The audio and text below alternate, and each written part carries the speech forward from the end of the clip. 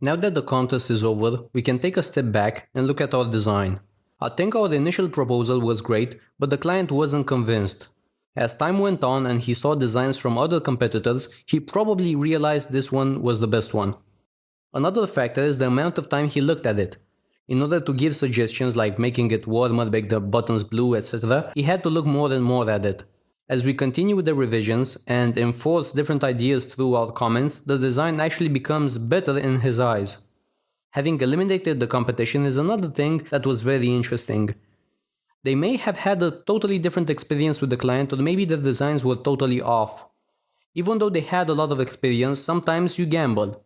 You experiment with different ideas, and if they don't pay off, you're out. Lastly, regarding the way I made the design, it was actually pretty easy once we managed to finalize the hero area with all the content. If you analyze the layout, you'll see it's fairly simple. One thick line at the top for the hero area, then another thinner one, then 3 columns, another line, 3 columns again, then 1 line again, and so forth. You'll see this structure in a lot of websites. Just look up inspiration and you'll see this layout in a lot of great designs. As promised, the client wanted additional pages. He came with his request a couple of days after the contest was completed and I was in vacation. I made him 4 pages for $820. I used my laptop, so unfortunately I couldn't record any of this. Okay, the Contact Us page was the easiest to make. I used the freebie iPad for the Contact Us form. Something a bit creative that will attract his users. The envelope is another freebie and its purpose is visual impact. It also holds their email address just in case people want to email them directly. The font up top is Courgette, in that specific red we've used, and the body, it basically uses Archivo Narrow as for the rest of the design. As you can see, I flattened the freebie and it already came with a shadow. Inside we have 2 buttons which I applied the gradient, a stroke and a bevel if I remember correctly. The envelope didn't have a reflection, but I made that. You have a tutorial on how to create a reflection in this course, so I won't go over that. And that's about it regarding this page. Pretty simple but visually appealing.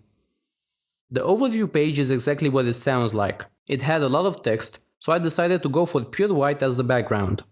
To have a bit of color in it, I used the same old element from fiber.google.com. The nice graphics are actually icons I later paid for. They were fairly cheap, and out of the almost $1,400 I could afford to pay $10 or so for them. The fonts are consistent of course, and since Archivo is a Google font, I had the option to use it as a body font. Arial wouldn't have been great in this context. The features page is quite interesting to look at, though it's very simple at heart.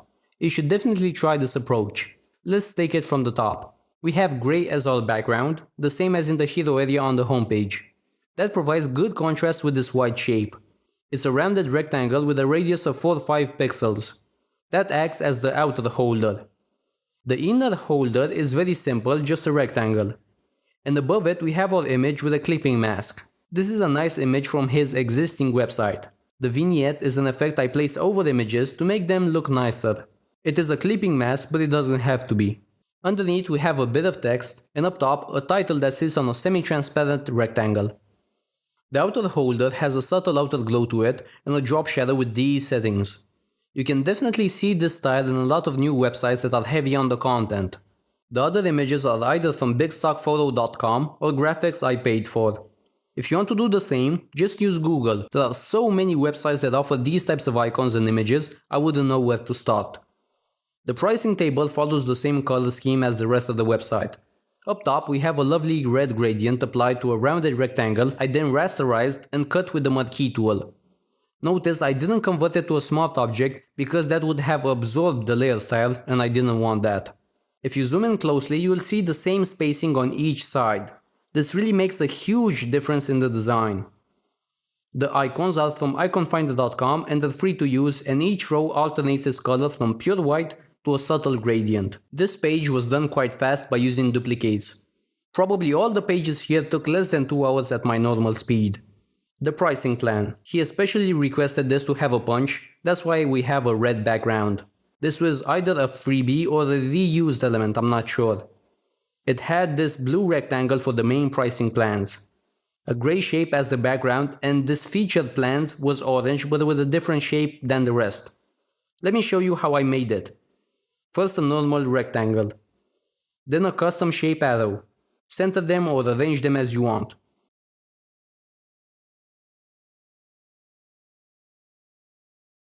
Then select them both and use Merge Shapes. And that's it. Now you can apply your layer effects. An alternative is to use the Ctrl E to merge, which does the same thing. The ribbon was a freebie, and the text items made use of all the weights that Archivo Nero had. The list had all the lines in one text layer with a large line height. This made it easier to center and copy them. And that's the project. Homepage was $595 plus $820 for these 4 pages. We made in total $1,415. Pretty good. On to the next contest.